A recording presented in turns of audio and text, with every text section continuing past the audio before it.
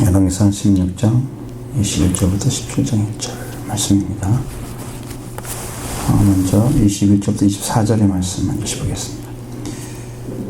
그때에 이스라엘 왕이 둘로 나뉘어 절반은 기낫의 아들 디브나를 따라 그를 왕으로 삼으려 하고 그 절반은 오므리를 따랐더니 오므리를 따른 백성이 기낫의 아들 디브니를 따른 백성을 이긴지라. 디브니가 죽음에 오므리가 왕이 되니라. 유다의 와사 왕 제31년에 오므리가 이스라엘의 왕이 되어 12년 동안 왕위에 있으며 디르사에서 6년 동안 다스리니라. 그가 두 달란트로 세메로에서 사마리아 산을 사고 그 산 위에 성읍을 건축하고 그 건축한 성읍 이름을 그 산 주인이었던 세메리아 아들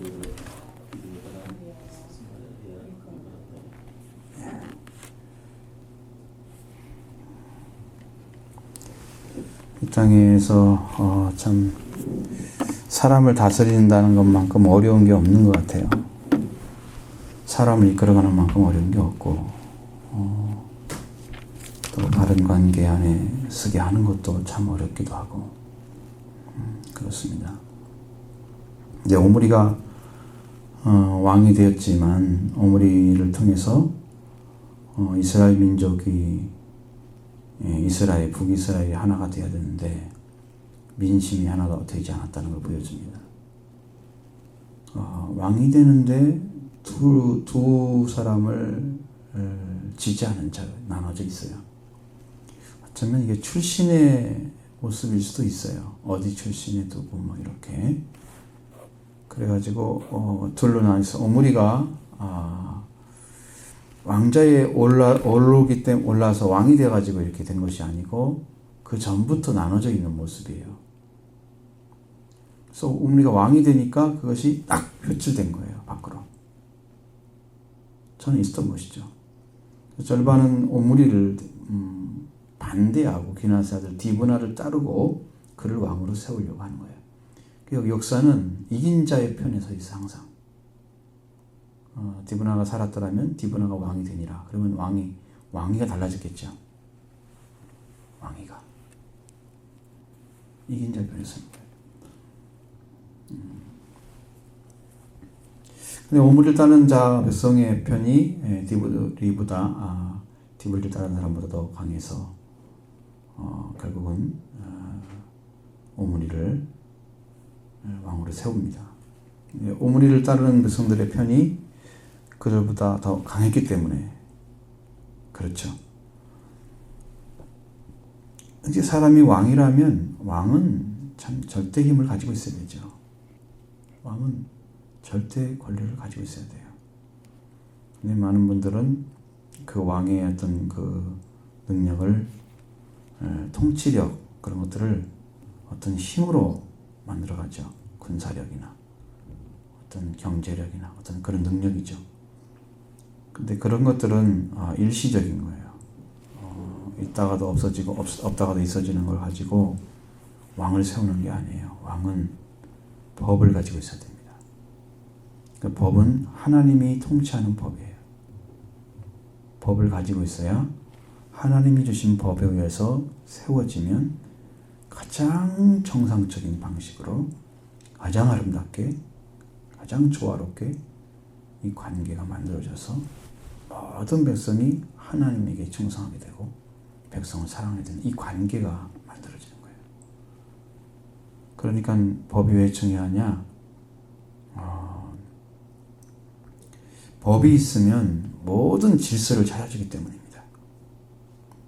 법이 없으면 질서를 깨트려 버리는 거예요. 너도 지키고 나도 지켜서 그 법에 의해서 서로가 존중되는 관계가 되면 문제가 안 생기죠. 그렇게 되면 그 질서가 찾아지잖아요. 그것이 하나님의 법이어야 됩니다. 사람의 법이면 어딘가는 무너져요. 그래서 그 법을 준 사람이 왕이 되는 거예요. 하나님 법을 준 자가. 인간이 지지하는 자가 왕이 돼서는 진짜 힘이 아니에요. 그것이 조금만 정치로 못해서 마음이 돌아서 버리면 그 왕은 힘을 잃어버리는 거예요. 왜? 백성에 의해서 왕이 됐기 때문에. 지지가 사라지면. 그럼 대통령제가 그렇잖아요. 대통령이 힘이 없는 것은 지지율이 높아야 돼. 낮아지면 대통령이 힘이 없어지는 거예요. 그래서 여러 가지 이벤트 형태로 살아가는 그 보여지는 정치를 자꾸 하려고 하잖아요. 백성들이 힘이 있기 때문에. 그게 민주주의잖아요. 하나님 힘이 아니죠. 여기는. 그래서 말씀을 가지고 말씀을 통해서 세워진 왕이 힘을 가지게 되고 그랬을 때 백성들한테는 희망이 되어지는 거예요. 삶의 희망을 찾아지게 되는 것이죠. 왕이 이제 이렇게 이스라엘에 세워져야 되는데 두 개로 분열되어 있습니다. 또 바로 이걸 어떻게 처리할 수 있는가 참 어렵죠. 사람을 통치하는 것만큼 어려운 게 없는 것 같아요. 이 땅에서 민심을 전부 헤아려서 할 수 있는 사람은 아무도 없는 것 같고요. 그래서 하나님은 예수님을 왕으로 세우셨습니다. 이 땅에 왕으로 세우셔서 법을 완성하시고 완성하신 법을 드러내셔서 인류를 살렸습니다. 그게 사랑입니다. 예수님은 사랑의 법을 가지고 계셨습니다. 그 법을 가지면 모든 인류를 하나로 묶을 수가 있습니다. 그 법으로 들어오면. 근데 그 긍휼을 찾아가는 길을 모르면 그 은혜를 임하여 오는 길을 찾지 못하기 때문에 그 사람들은 이제 하나님 안에 안 들어와 있는 거죠. 이것은 상당히 심각한 영적 위기입니다. 못 찾으면 안 되죠. 그 예수 그리스도를 왕으로 보내셨습니다. 그 왕으로 오신 예수님을 우리가 영접하는 거예요. 그래서 여러분이 사랑으로 회복돼서 왕권을 사용하려고 하면 법을 가지고 있어야 돼요. 하나님의 법을. 내가 먼저 법에 완전하게 순종한 자가 되면 다른 사람도 살릴 수가 있는 거예요. 법은 자기가 지배하기 위해 존재하는 게 아니에요. 법은 살리기 위해 존재하는 것입니다. 관계가 새로워지고 아름다운 관계가 만들어지면 그 다음에 그 법에 의해서 사람들이 삶의 길을 찾기 때문에 법이 세워진 곳에서는 사랑이 존재하는 거예요. 그냥 불법이 있거나 범법자들이 꽉 차 있는 곳에는 사랑은 절대 존재하지 않습니다. 서로 의심하고 싫어하고 미워하고 온통 이런 죄악 세상이 되어버리는. 그러니까 엄청난 차이인 것을 찾아내야 돼요. 여러분도. 나도 하나님 법에 지금 의해서 통치받고 있는지 아니 내 법대로 내가 만든 법대로 살아가는지를 빨리 찾아내셔서 하나님 통치 받으시고 그 안에 사셔야 되죠. 이걸 모르고 있으면은 신앙은 절대 찾을 수가 없습니다. 숨바꼭질하는 거예요. 나는 저쪽에 숨어 있고 나는 여기서 저쪽에 잡고 이쪽에 잡고 있고 그러고 있을 수가 없어요. 자, 오므리는 이제 디브니를 죽였습니다. 그리고 이제 겨우째 이스라엘 왕위를 찾게 되었습니다. 디브니를 따랐던 그 백성들은 그를 잃은 것이기 때문에 할 수 없이 오므리를 따르는 거예요. 왕이기 때문에.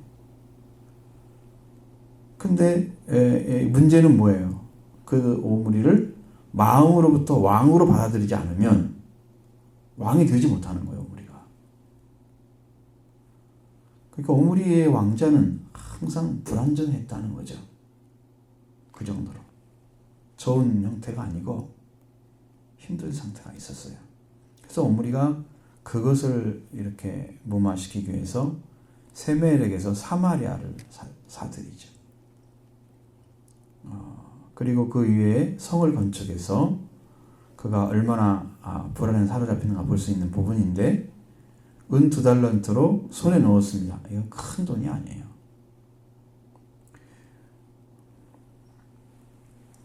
거기는 보면 사마리아는 땅이 삼면이 골짜기로 잘 만들어져 있어요. 그 뒤에서 한 90m 정도 이렇게 높은 어떤 그런 동서로 길게 된 지역이기 때문에 아주 전망이 좋고 땅이 비옥하고 그런 전략적이고 적절한 그런 지형을 가지고 있어요. 굉장히 좋은 거죠. 왕도로서는. 그 세멜의 이름을 따라서 그 아들의 이름을 붙여가지고 사마리아라고 이렇게 붙였습니다. 그리고 오므리가 그때부터 수도를 옮기는 거예요. 이쪽으로. 사마리아로. 그래서 사마리아 딱 하면 북이스라엘과 같은 동급 되는 거예요. 예루살렘 그러면 남유다를 가리킬 수가 있듯이 사마리아 그러면 북이스라엘을 가리키는 지명이 된 것이에요. 그게 많이 나오니까 상징적으로 아주 많이 나옵니다. 그래서 수도를 옮기고 나서 오므리를 이렇게 이제 오므리가 디브니를 따랐던 백성들을 잘 이렇게 다스리기 위해서 갔지만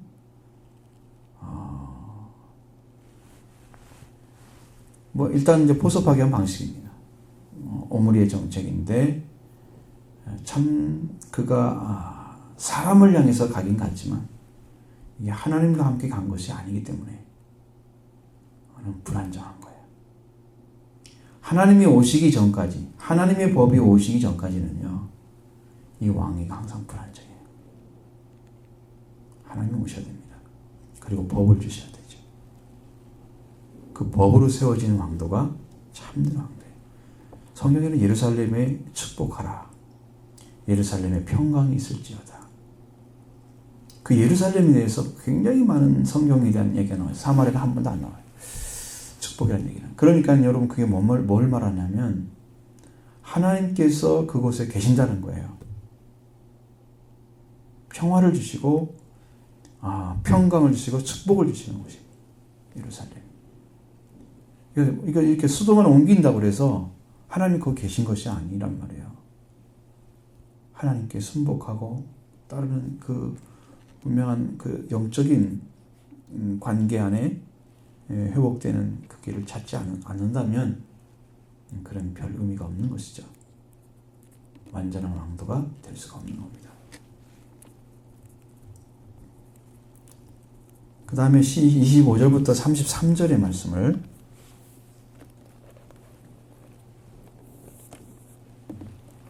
한 절씩 봅니다.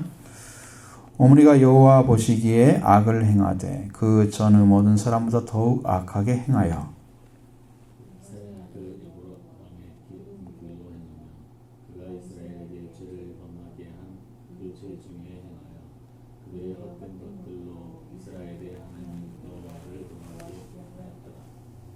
오므리가 행한 그 남은 사적과 그가 부린 권세는 이스라엘 왕 역대 지략에 기록되지 아니하였느냐. 오므리가 그 조상들과 함께 전에 사마리아의 장사되고 그의 아비 대신하여 왕이 되니라. 유다의 와사 왕 제38년에 오므리 아들 아합이 이스라엘의 왕이 되니라. 오므리의 아들 아합이 사마리아에서 22년 동안 이스라엘을 다스리니라. 오므리 아들 아합이 그의 이전에 여호와 보시기에 악을 행하여 느바세 아들 여로보암의 죄를 따라 행하는 것을 오히려 가볍게 여기며 시돈 사람의 왕 엣바알의 딸 이세벨을 아내로 삼고 가서 바알을 섬겨 예배하고 사마리아에 건축한 바알의 신전 안에 바알을 위하여 제단을 쌓으며 또 아세라 상을 만들었으니 그는 그 이전의 이스라엘 모든 왕보다 심히 이스라엘 하나님 여호와를 노하게 하였더라. 아멘. 여기서도 오므리가 남긴 모습을 보여주고 있습니다. 그가 뭘 남겼느냐? 뭐 한 것이 없어요. 수도 옮긴 거 외에는. 무슨 공적이 필요해요? 말씀을 받으면요, 말씀이 남아요. 그럼 그걸 기록해요. 우리가 하나님의 말씀을 받아가지고 우리가 말씀을 남겨놓으면 그것이 세상에 남기는 거예요. 그럼 사람들이 그걸 읽고 또 새로운 희망을 찾죠. 하나님 안에서 산 삶이 이렇게 축복이구나. 이게 은혜구나. 이렇게 걸어가셨구나, 이분이. 희망을 찾게 되는데 아무것도 없잖아요. 공적이 없습니다. 그는. 그리고 결국에는 아무것도 아니다. 이거죠. 이스라엘 역대기에 나타나 있는 것입니다. 그 업적은 업적이나 공적은 후세 사람들에게 아무런 도움이 안 되고 그렇게 살았지만 결국은 그는 남긴 게 없었다. 그러면 그걸 바라보는 사람들은 공허함을 느낍니다. 아무것도 남길 수가 없는 인간. 그래서 멸망할 수밖에 없구나. 폐허를 만들어가는 거구나. 하나님 말씀이 임하여 오지 않으면 우리는 폐허 속에 있는 거예요. 영이. 그럼 우리는 거기 속에서 아무 남길 수가 없습니다. 하나님 오셔야 돼요.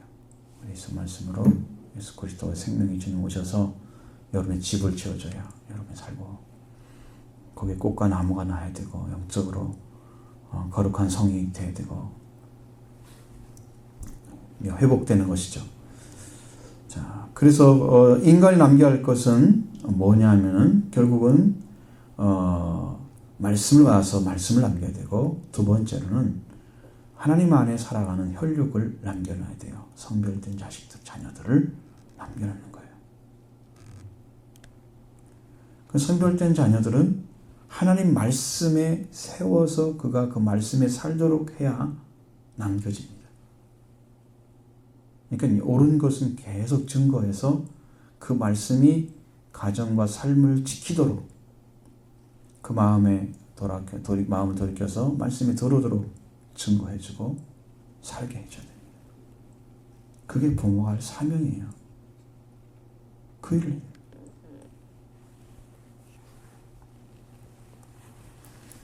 그래서 하나님이 우리한테 그랬습니다. 거룩한 자, 하나님께 거룩하다 그랬어요. 너도 거룩하라. 거룩한 자가 아니면 거룩한 자를 만들 수가 없어요. 거룩한 자가 아니면.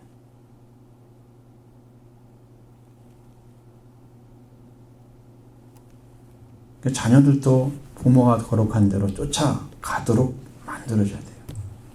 부모가 살아있던 삶의 신앙의 현장에서 같이 호흡하며 살도록 만들어야 돼요. 단절되면 안 됩니다. 이건 멸망입니다. 죽어요.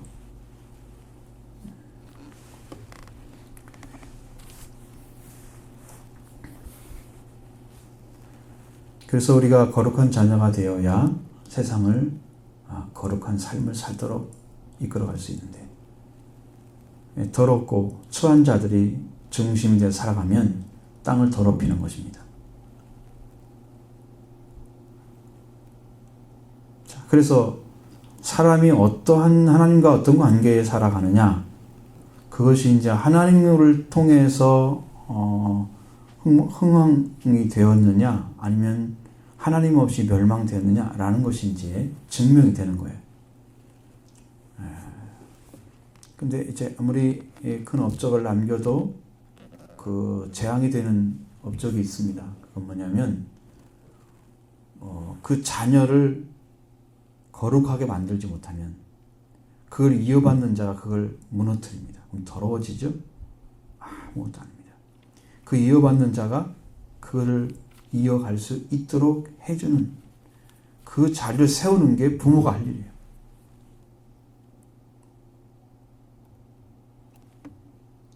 그래서 듣든지 안 듣든지 얘기를 해야죠. 얘기를 해줘야 됩니다. 지도자는 더 중요합니다. 지도자는 나라의 백성들이 다 따라오는 것이기 때문에 왕이 더 온전한 하나님의 빗줄로 들어가 있으면 그 나라도 백성도 들어옵니다. 길을 열어주는 거예요. 자, 오므리가 해야 될 일은 가장 중요한 건 뭐냐면 사명은 자기의 아들을 존귀한 자가 되게 하는 거예요. 그러나 성경을 읽어보면 그가 남은 건 뭡니까? 느밧의 아들 여로보암의 죄를 따라 행하는 것을 따라갔다 이야기하죠. 그는 우상을 섬기고 하나님의 명령을 따르지 않고 멸망을 받았어요. 그 가문이 다 멸해졌습니다. 느밧의 아들 여로보암의 길이에요. 그렇게 했습니다. 그런데 그 뒤로 보면은 오므리의 아들 아합은 어떻습니까? 그는 가장 큰 악을 행했다. 느봇의 아들 여로보암의 길을 행하는 것을 오히려 가볍게 여기며 얼마나 악에 악을 더했는지를 알 수가 있는 대목인데, 그렇게 된 것은 뭐냐면 자기 아버지가 악한 데다가 자기도 악한 거예요.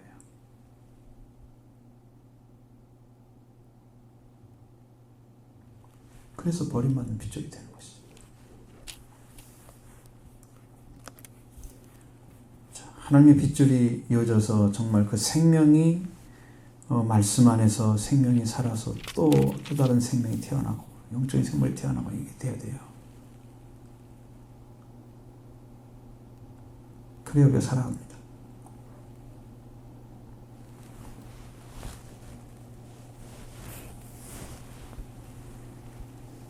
하나님은 우리를 향해서 마음을 어떻게 쏘고 계시냐면 정말 변함이 없으시더라고요. 제가 이제 월요일날 이제 기도를 하고 딱 엎드렸는데 설교했던 말씀이 생각이 났어요. 하나님은 편견이 없으신 분이시다. 공정하지 않게 보는 눈을 가진 게 이제 편견인데, 공정하지 않는 눈 같지 않은 거예요. 우리는 똑같이. 하나님은 한 번도 나를 정말 정죄하거나 버린 적이 없다는 걸 알았어요. 그걸 아는 순간에 그냥 뜨거운 눈물이 쏟아지는데 그건 말로 형용할 수가 없더라고요. 그때 나는 어떤 사람인가? 나는 편견을 가지고 수험 사람은 나눴구나. 나의 잣대를 가지고 그러고 살고 있구나. 그 모습을 보는 거예요. 나와 다른 하나님. 나와 다른 하나님이 보였습니다. 변함이 없으시니까 하나님을 봤습니다.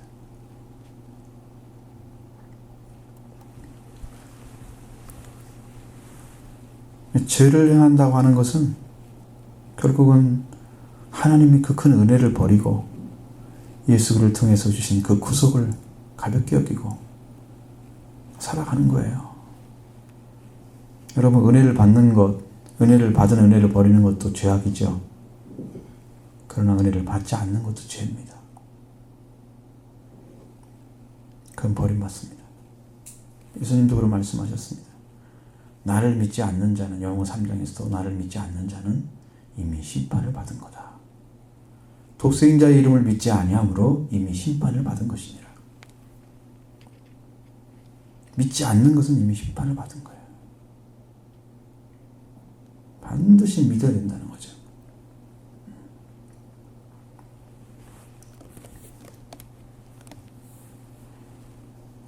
오므리의 아들 아합이 어떻게 해서 그렇게 더 거악한 왕이 됐느냐? 아버지의 악과 자기 악이 합쳐진 거예요. 더 나쁜 관계 안에 그가 처하고 있었던 거예요. 그러니까 부모가 그걸 못 가르쳐주니까 깨어나지 못하는 거예요. 그래서 아합은 가장 악한 여인 시돈 왕의 사람의 왕 엣바엘의 딸 이세벨을 아내로 삼아서 그를 이제 왕으로 삼죠. 그리고 이제 그 여인이 참 강한 여자 같아요. 이세벨을 다 통해서 나타난, 성경에 이세벨에 대한 얘기가 많이 나오는데 요한계시록에도 나올 정도로 그 이세벨은 유명한 여자예요. 남편을 압도했다는 거죠. 압도했습니다. 자, 그렇게 해가지고 그 여인을 통해서 사마리아에 바알전을 만듭니다. 그리고 제단을 만들어놔요. 거기에 대해서 아세라산까지 더 붙여놨습니다.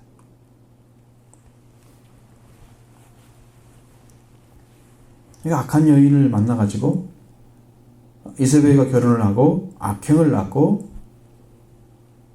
그렇게 해서 사마리아 이렇게 말을 하면 죄악의 땅, 악한 자, 부정한 자의 땅으로 만들어버렸습니다.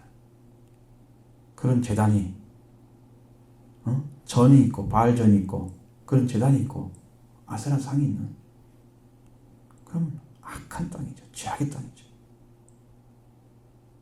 이렇게 되어버렸습니다. 그러니까 하나님이 더 큰 진노할 수밖에 없는 그런 땅으로 만드는 거예요.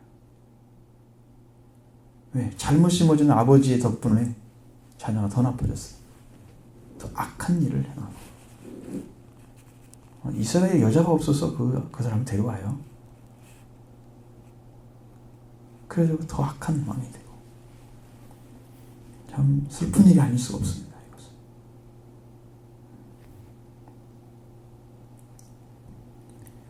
그런 역사를 인간이 만들어가고 있는 거예요.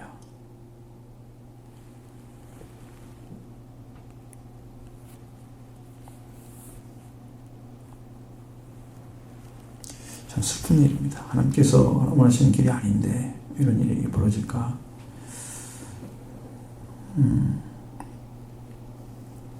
자, 마지막 34절부터 17장 1절 보겠습니다.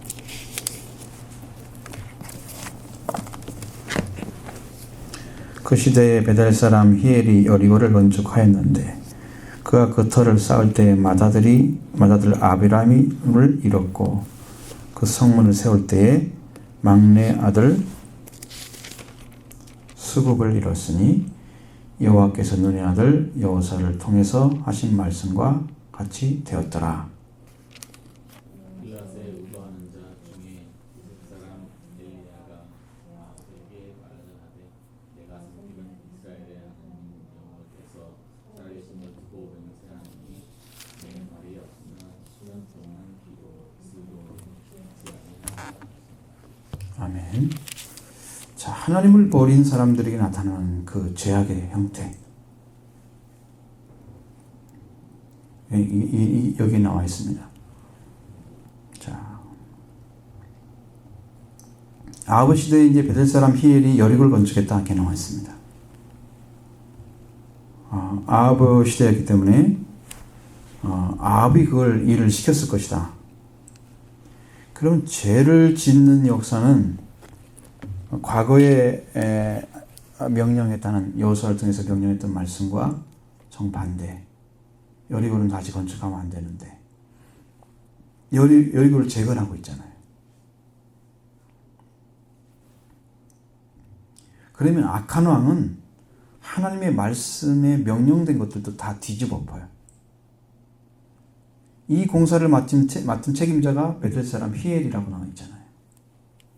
네? 이 공사는 아마 자기가 청부 맡아서 한 것 같아요. 이걸 하라고 하니까 명령받아서. 공사 중에 장자 막내 아들이 죽었습니다. 장자와 막내 아들이. 기초를 쌓을 때 장자를, 문을 세울 때에 말지 아들을 죽었다.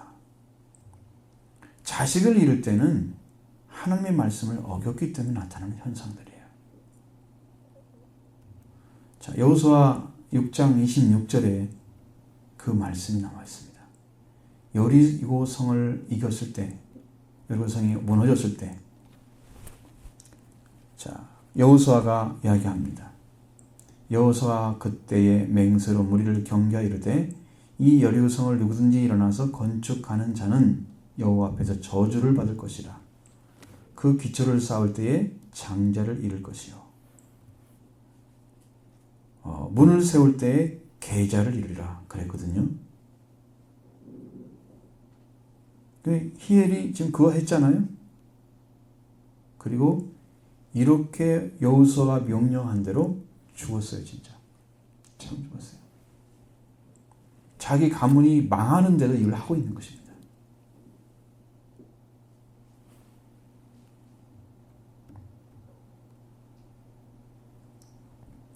기초를 여리고의 기초를 쌓을 때 히엘이 이걸 보고 장자를 잃었습니다. 그러면 그때 빨리 알았어야죠.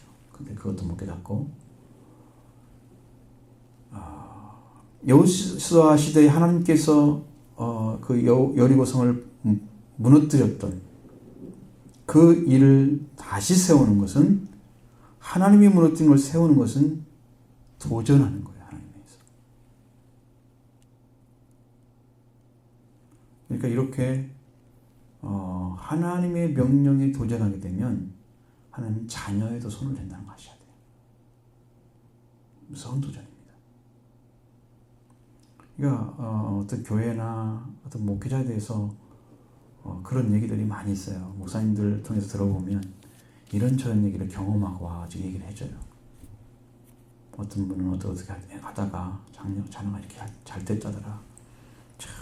몇 년 동안 충성 열심히 하더니 그렇게 하나님 복을 주셨대. 그래서 하나님과 잘 살고 있는 모습들을 증명해 준 사람도 있고, 어떤 가정은 목사님을 그렇게 괴롭히고 교회에 많은 환란들을 만들어내는 제적이죠. 제적이.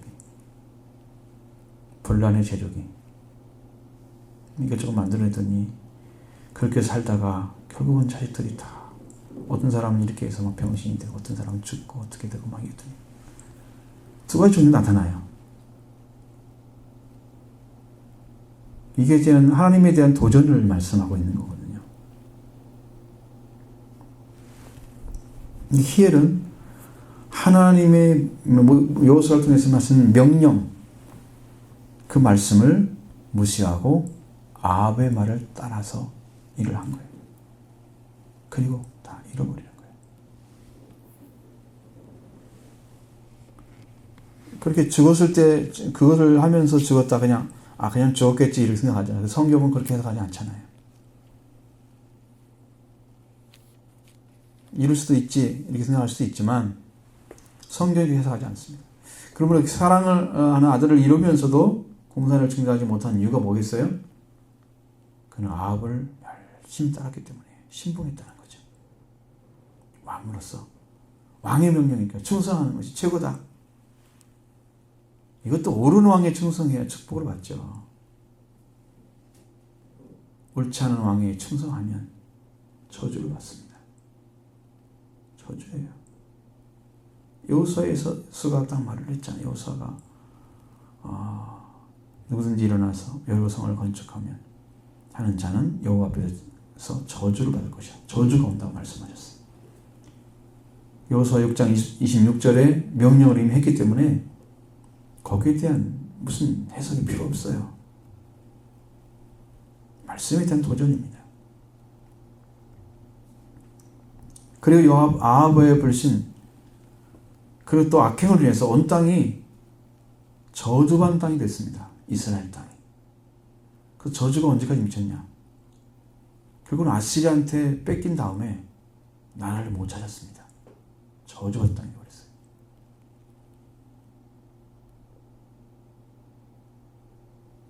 왜 80년에 망하잖아요. 이스라엘이. 그리고 땅을 못 찾았습니다. 황폐한 땅이 됐어요. 사마리아 그러면 저주받은 땅이기 때문에 사람들이 돌아서 간단 말. 여러분 요한복음 4장에 나타나는 그 수가성 여인, 그 사마리아 땅이잖아요. 거기가 사람들 안 찾아가요. 복음도 거기 잘 들어가기 힘들어. 이방 땅처럼 돼버렸어요. 하나님이 주신 땅인데 저주받았습니다. 사람들이 사마리아를 가기 싫어가지고 이렇게 요단강 동편으로 걸어가거나 아니면 서편 끝에 쪽으로 이렇게 가는 길이 있었어요. 그쪽으로만 다니고 중앙으로 안 가요. 좋은 길이 있어도 안 갑니다. 그렇게 싫어한 땅이 되었어요. 말씀에 어기면 자자손손이 저주를 받는 거예요.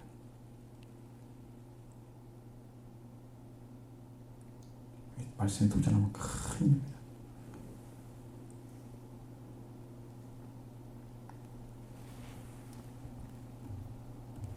그 땅은 올바른 관계를 맺은 하나님과 관계 안에서 살아가야지 하나님 복을 줄 수 있고 땅이 축복된 땅이 되죠. 땅을 어떤 사람이 소유하느냐? 온유한 자가 소유를 해야 정상적인 된 거예요. 온유한 땅을 소유하는 거예요. 악한 자는요, 땅에서 끊어지는 거예요. 이것을 잘 모르는 것 같아. 진짜 뭐 땅을 얻는 것도 생각하는데 그게 아니야. 하나님께서 주신 땅에서 오랫동안 살 수 있고 장수하고 그 열매를 맺는다는 건 축복이에요. 축복을 말하는 것이고, 땅에서 풀처럼 끊어져 버리는, 멸망을 당하는 것들은 버림받은 거잖아요. 온유한 자는 땅을 차지할 것이요. 축복을 말하는 거예요. 축복의 땅에 주인이 되다는 의미예요.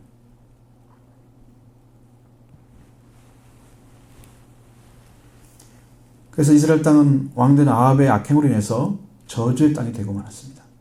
여호수아 말처럼 저주의 땅이 됐고 생명이 거할 수가 없는 땅으로 이제 바뀌어지는 작업도 시작됐잖아요. 벌써 여기서부터.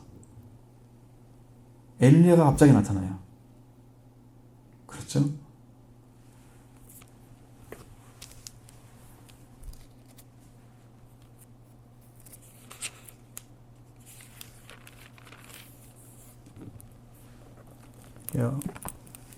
길라 땅에 거하는 자중의 디셉 사람 엘리야가 아합에게 말합니다. 내가 섬기는 이스라엘 하나님 여호와께서 살아계심을 두고 맹세하나니 내 말이 없으면 수년 동안 비도 이슬도 있지 아니하리라.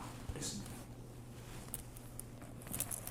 하나님이 저주로 땅을 치는 거예요. 근데 문제는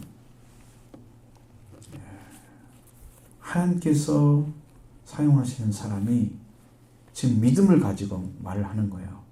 이것은 하나님의 말씀을 가진 자의 권세를 얘기하는 거예요. 말씀의 권세를.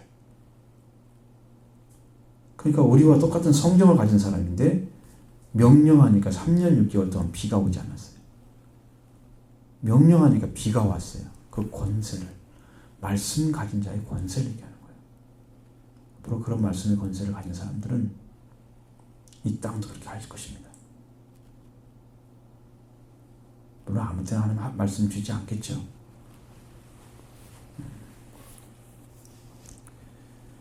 그래서 하나님의 말씀이 없으면은요, 땅이 저주받아져요. 그러니까 내 말이 없으면 이슬도 비도 안 내릴 것이다.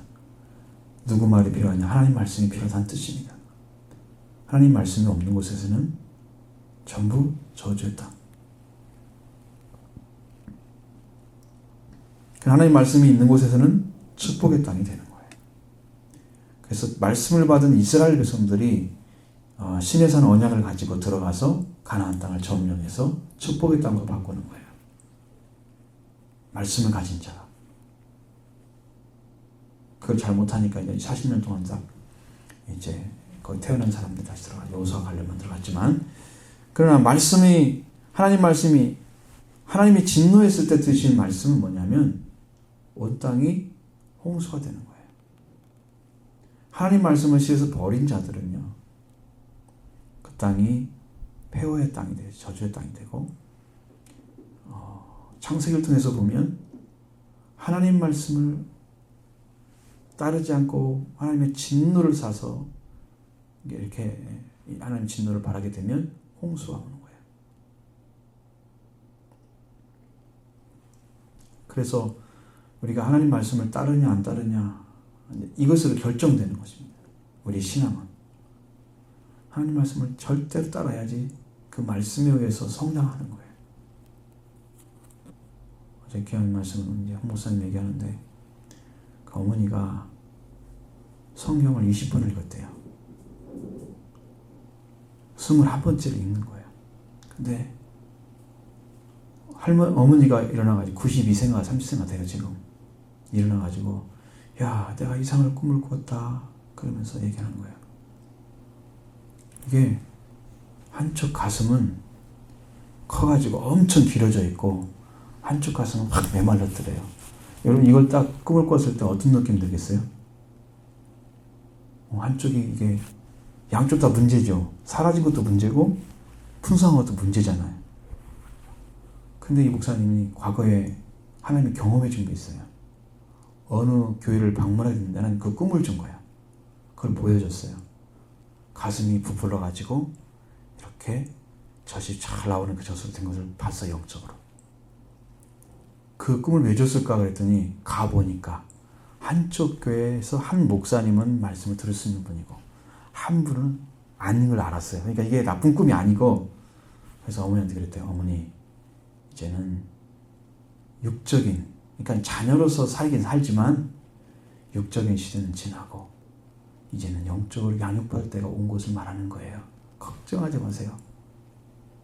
걱정하지 마세요. 그 꿈을 이제 해석을 해준 거야. 그러니까 동생은 난리가 났죠. 엄마 이거 언니 안 좋은 꿈인가 막 이렇게 했는데 그때 기억이 나서 다 이렇게 해석을 해주니까 어머니 너무 좋아했어요. 지금 성령 계속 있잖아요. 그러더니 잠을 자면서 잠자기 전에 기도를 하는데 어머니 막 우는 거야. 아무도 모르잖아요. 그 육적인 삶, 그 과거에 종교인이었던 그 삶이 벗어져 가지고 이제는 영적인 삶으로 들어온 거예요. 너무 감격해서 은혜 때문에 어머니가 울고 있는 거예요. 언니, 엄마가 막 울어. 나도 괜찮아. 하나님 은혜를 주셔서 그런 거예요. 영의 사람 됐다는 거지. 그런 간증을 해줘야 돼. 참 놀라운 거잖아요. 말씀 믿고 또 기도하고 말씀 믿고 교도하는데 그게 변화가 오는 거예요. 그렇게 변화가 오는 거예요. 1년에도 몇 번씩 읽어요. 3번이나 읽는다더라고요. 물론 돋보기 쓰고 날이면 날마다 그냥 앉아서 성경 읽으니까 되겠죠. 가능하죠. 나이 드신 분이니까 빨리는 못 읽잖아요. 그 대신에 꾸준히 읽으니까 나가는 거죠. 진도가. 성경을 읽어도 그런 은혜를 입더라고요. 그런 은혜를, 영의 은혜가 오는 거예요. 우리 신앙이 뭐가 필요하냐는 거예요. 말씀이 임하여 와야 우리가 삽니다. 여러분 말씀을 구하십시오. 찾으십시오. 만나지도록 주님은 지금 열고 계시기 때문에 여러분이 그것을 얻을 정도의 간절함이 있어야 됩니다. 말씀을 얻을 정도의 간절함. 없으면 안 되는 정말 그 처절한 그 심정을 가지고 말씀을 구해야 되죠. 자꾸 마음에 뭘 주냐면 하나님께서 하나님의 궁유함을 구하라 그래요. 자꾸. 그러면 뭘 얘기하는지 아세요? 여러분이 이제 우리가 말하는 것처럼 천국은 침노하는 자의 곳이잖아요. 얻어내야 된대요. 하나님께서. 하나님을 얻어내야 된대요. 회개하는 자가 궁유를 입어요. 그리고 하나님께서 나라를 임하여 오시게 하시는데, 축복을 주시는데, 이 긍휼함을 좀 쫓는 것이 심판을 이기는 능력이잖아요. 그러니까 여러분 그 은혜를 입기 위해서 정말 충만한 은혜까지 들어가기 위해서 기도의 삶이 충실해야 됩니다. 아주 열정적으로. 그건 얻을 때까지 가야 돼요. 안 주면 안 됩니다. 하나님하고 이렇게 정말 우리가 말하면 단판 같은 그런 간절한 기도. 이것이 없으면 나는 망합니다. 하나님 어떻게 하렵니까? 살려주세요. 그런 기도가 필요한 거예요. 그런 간절함이. 그런 간절함이 여러분 있어지길 바라고 그렇게 해서 이렇게 멸망의 땅을 생명의 땅으로 바꿨으면 아비고 뭐고 오물이고 다 이렇게 멸망의 땅을 만들잖아요. 그러나 이번 여기 그런들 다스리면 그래 되지만 예수 그리스도를 다스리면 우리는 생명의 땅이 됩니다. 은혜의 땅이 됩니다. 축복의 땅으로 바뀌죠. 여러분을 두고 다스리는 따라서 여러분 자신이 우리가 질그릇 것처럼 참으로 쓸모없는 이 몸을 가졌지만 이 안에 다스리는 왕이 와 계시면 여러분이 왕이 되는 거예요. 예수님 왕이잖아요. 여러분 다스리는 자가 사탄이면 난 사탄의 자식으로 지금 살고 있는 거예요. 사탄은 자식을 못 낳기 때문에 하나님의 자녀를 뺏어다가 자기 자식을 만들어요. 이 영적인 싸움이에요 지금. 내가 왕이 되느냐 사탄의 적개가 되느냐 싸움이거든요 지금. 그러니까 보통 싸움이 아니야. 이것은 죽고 사는 싸움이야 지금. 적당히 신앙생활에서 어울릴 수 있는 게 아니에요. 정말 심도 있게 구하고 없으면 안 될 것처럼 사실 안 되거든요. 그런 중심을 가지고 자꾸 찾아서 여러분들 꼭 만나시길 바랍니다. 은혜 가운데 들어가길 바랍니다. 말씀이 와야 됩니다. 여러분 중심이 찾아지길 바라고 그 은혜 가운데서 여러분도 승리하는 삶이 충만하게 임명하길 바랍니다.